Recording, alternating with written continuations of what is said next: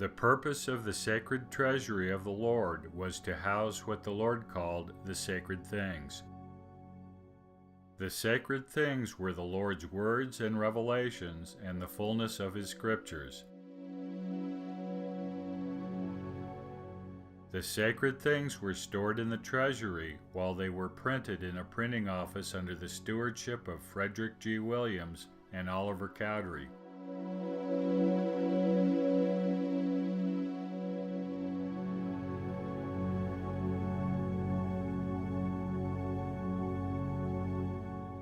The proceeds from the sale of the printed sacred things, called avails, were to be placed directly into the sacred treasury.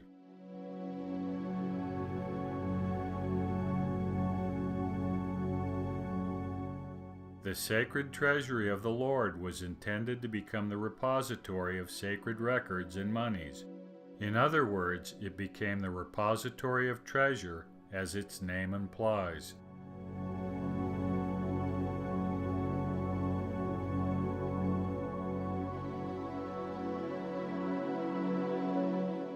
Whenever the Lord has organized His kingdom on the earth, He has established a sacred treasury. When the Israelites defeated the Midianites in battle, they took spoils, including treasures, gold, and jewelry. After taking their share of the spoils, the officers of the host offered a share of the treasure to the Lord as an oblation.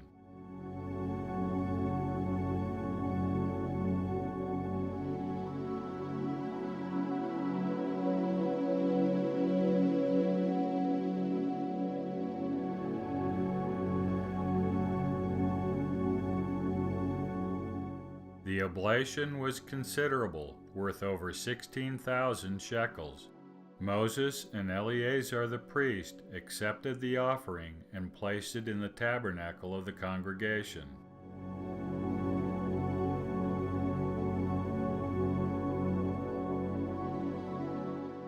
The tabernacle, in effect, became a sacred treasury. By the time of Joshua, there was a specified treasury, called the treasury of the house of the Lord.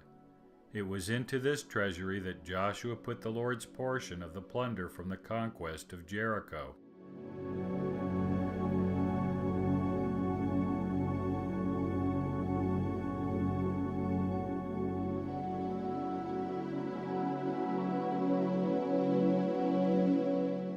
As the name suggests, the treasury was within the tabernacle.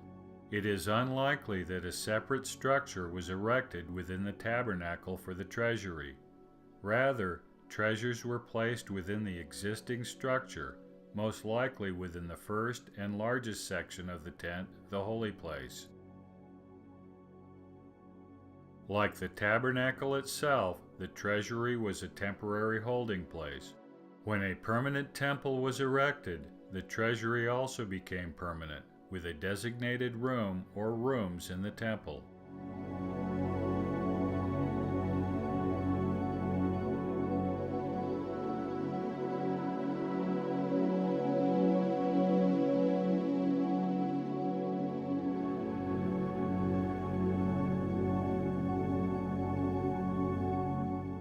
According to the plan given to David by the Lord and then passed to Solomon, the new temple included multiple treasuries. It is unknown which rooms were specifically designated as treasuries, but it is likely they were some of the chambers round about the sanctuary.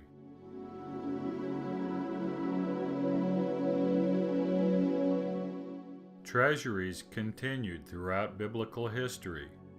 After the fall of the kingdom of Israel and the reign of the idolatrous Ahaz, King Hezekiah of Judah built treasuries as a part of his national renewal.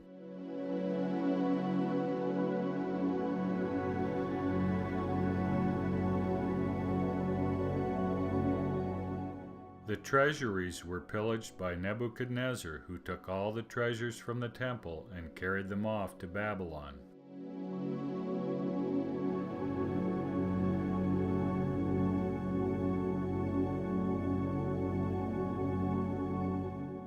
When the Jews returned from the Babylonian captivity, Nehemiah directed the treasuries to be cleansed and reinstated as repositories of the sacred vessels.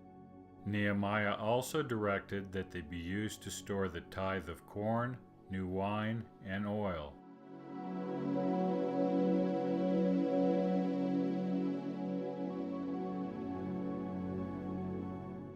The temple treasury continued into New Testament times as we learn from the story of the widow's mite.